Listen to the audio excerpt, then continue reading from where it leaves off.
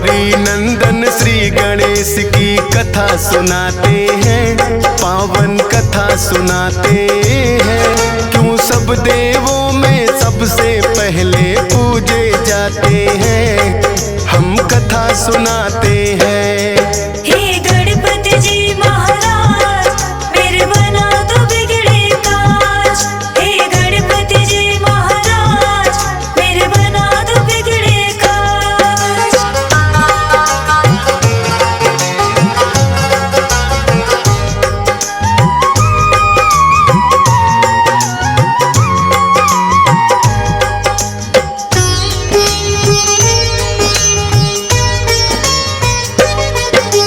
कैसे जन्म हुआ गणपति का पहले तुम्हें बताएं। गौरा कक्ष में शिव गण तो जब तब आ ही जाए। एक दिन गौरा माता गई थी करने को स्नान। बोली नंदी को रखना तुम द्वार पे अपना ध्यान। महलों के भीतर कोई भी आने ना पाए। स्नान ध्यान मेरा जब तक पूरा ना हो जाए। हाथ जोड़ कर नंदी ने कहा जैसा माँ आदेश। लेकिन भोलेनाथ आ गए करने को परवेश। भोलेनाथ को नंदी लेकिन रोक न पाते हैं, पावन कथा सुनाते हैं। क्यों सब देवों में सबसे पहले पूजे जाते हैं, हम कथा सुनाते हैं। हे गणपति जी महाराज, मेरे बना दो बिगड़े काज। हे गणपति जी महाराज, मेरे बना दो बिगड़े काज।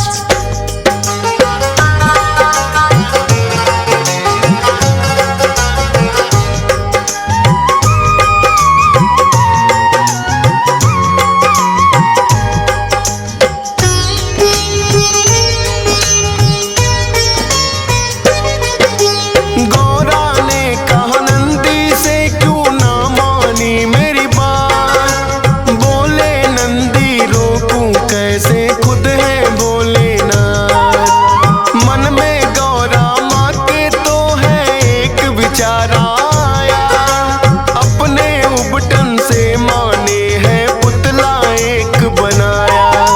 मंत्र शक्ति से पुतले में फूंक दिए हैं प्राण। शुभ मुहूर्त में माँ गौरा ने रखा गणेश है नाम। बोली माँ के आज्ञाकारी बनकर तुम रहना। है मेरा विश्वास मेरा तुम मानोगे कहना।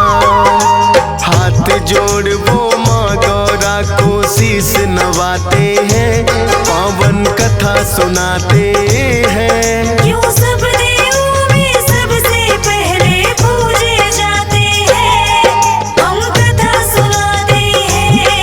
हे गणपति जी महाराज, मेरे बना दो बिगड़े काज। हे गणपति जी महाराज, मेरे बना दो बिगड़े काज।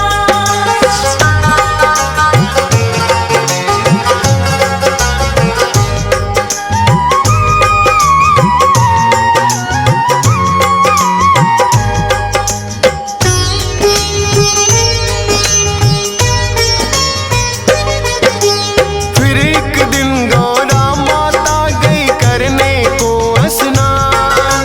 बिठा दिया गणपति बनाकर पहरे पर दरबार। भोलेनाथ फिर महलों में जाने को आते हैं। बैठा कौन है बालक द्वार पे समझ न पाते हैं। पूछा भोलेनाथ ने कौन हो और कहाँ से आए। अपना परिचय गणपति ने भोले को दिया बताए। करने लगे प्रवेश वो भीतर, गणपति ने है रोका। कहने लगे भोले क्यों हमको तुमने है टोका। हम खुद स्वामी गौरा के जब मर्जी आते हैं, पावन कथा सुनाते हैं। क्यों सब देवों में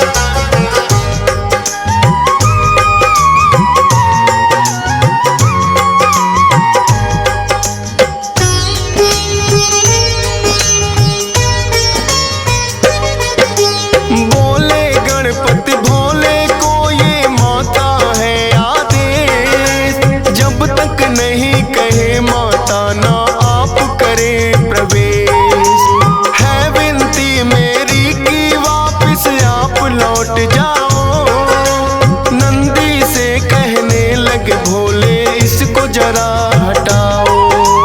नंदी ने भी गणपति को है बार बार समझाया, माने नहीं वो फिर नंदी ने बल प्रयोग दिखाया। बड़े ही बलशाली है गणपति नंदी हारे हैं, फिर तो शिवगण उन्हें हटाने आ गए सारे हैं। सब मिल कर के भी गणपति को हटा न पाते हैं, पावन कथा सुनाते हैं। क्यों सब देवों में सबसे पहले पूजे जाते हैं, हम कथा सुनाते हैं। हे गणपति जी महाराज मेरे बना दो बिगड़े काज, हे गणपति जी महाराज मेरे बना दो बिगड़े काज।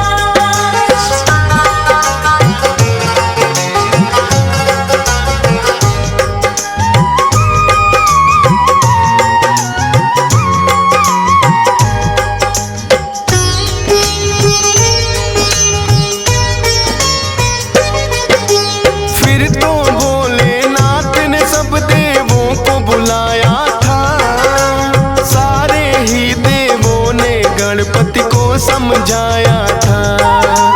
हटे नहीं जब द्वार से वो तो किया है बल प्रयोग, 5 शक्तियां इंद्रदेव ने दी गणपति पे छोड़। लेकिन 5 शक्तियां भी कुछ काम न आई थी, लौट गई वो जब गणपति ने गदा चलाई थी। फिर तो भोलेनाथ को उन पे क्रोध हुआ भारी, लेकर के त्रिशूल आ गए स्वयं जटाधारी। क्रोध में भर भोले अपना त्रिशूल चलाते हैं, पावन कथा सुनाते हैं। क्यों सब देवों में सबसे पहले पूजे जाते हैं, हम कथा सुनाते हैं। हे गणपति जी महाराज मेरे बना दो बिगड़े काज, हे गणपति जी महाराज मेरे बना दो बिगड़े काज।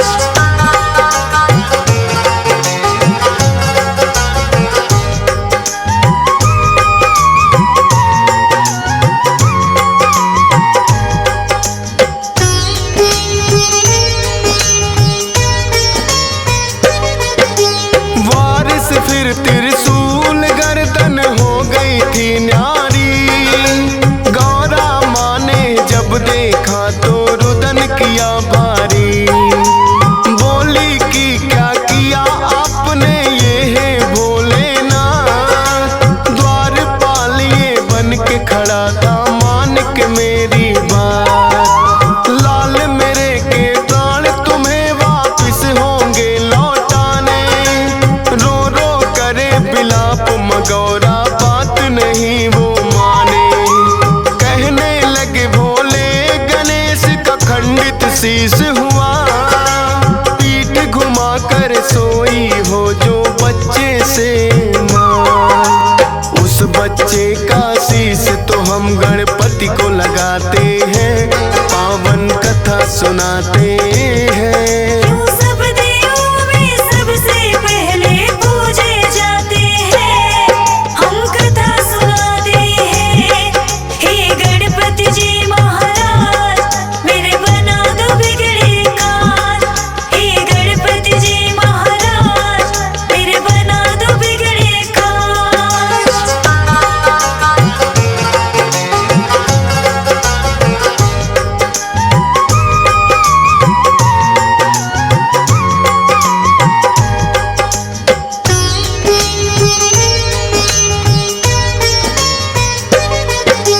शिवगण तो फिर गौरा माँ ने लेने शीश पठाए, पीठ घुमा सोई माँ जिससे वो बालक न पाए।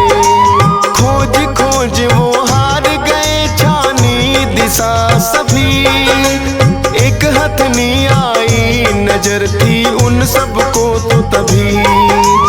हथनी के बच्चे की गर्दन वो तो ले आए, भोलेनाथ ने वो गर्दन गणपति गणपति को है लगाए। लगी जो गज की गर्दन वो जिंदा हो जाते हैं। सबसे पहले माता पिता को शीश झुकाते हैं। इसीलिए तो गजानन भी ये कहलाते हैं, पावन कथा सुनाते हैं। सब देवों में सबसे पहले पूजे जाते हैं, हम कथा सुनाते हैं। हे गणपति जी महाराज, मेरे बना दो बिगड़े काज। हे गणपति जी महाराज, मेरे बना दो बिगड़े काज।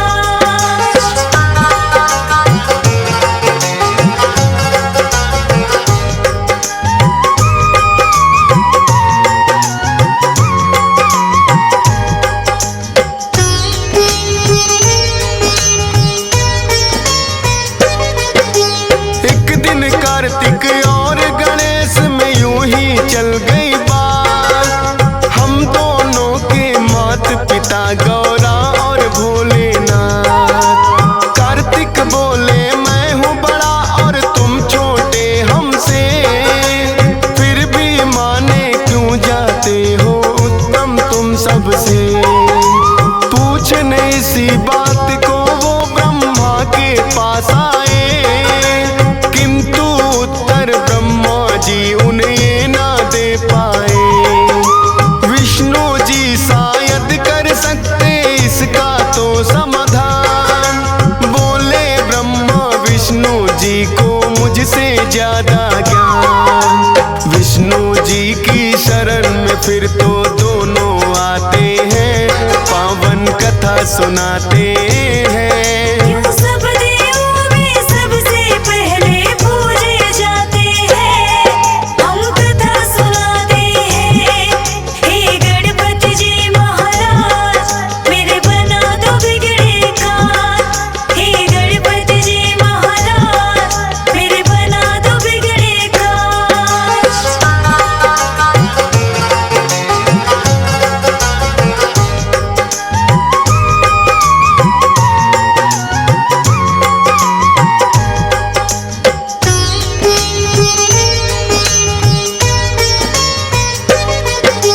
विष्णु जी तो दोनों को ही उत्तम बतलाए, लेकिन उनके उत्तर ये सहमत ना हो पाए। बोले विष्णु भोले देंगे इसका सही उत्तर। पूछो ये प्रश्न तुम तो उनसे ही जाकर। दोनों लेकर प्रश्न यही भोले के पास आए। सुनकर प्रश्न ये बोले जी भी है मुस्काए। बोले इस ब्रह्मांड का चक्कर उसे लगाना होगा, उत्तम साबित करना है उसे पहले आना होगा। अपने मयूर से ये सुनकर कार्तिक उड़ जाते हैं, पावन कथा सुनाते हैं। सब देवों में सबसे पहले पूजे जाते हैं, हम कथा सुनाते हैं। हे गणपति जी महाराज, मेरे बना दो बिगड़े काज। हे गणपति जी महाराज, मेरे बना दो बिगड़े काज।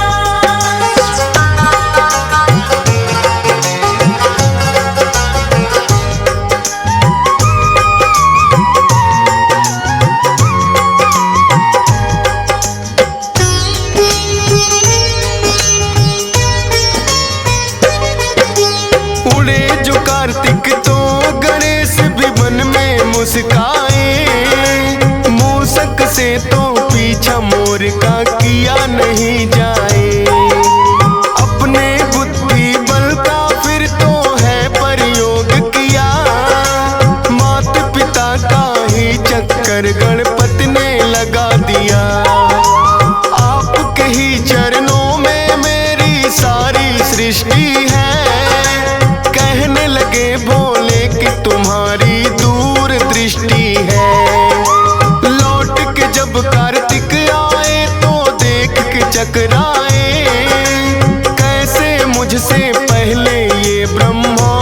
घुमाए।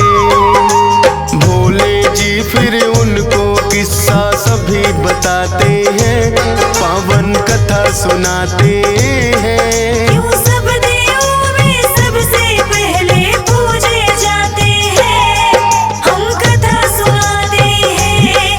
हे गणपति जी महाराज, मेरे बना दो बिगड़े काज। हे गणपति जी महाराज, मेरे बना दो बिगड़े काज।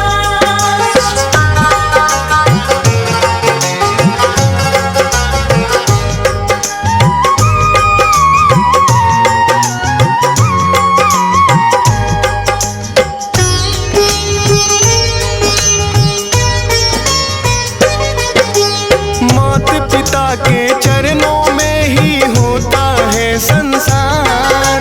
कार्तिक ने भी मान लिया है गणपति जी से हार।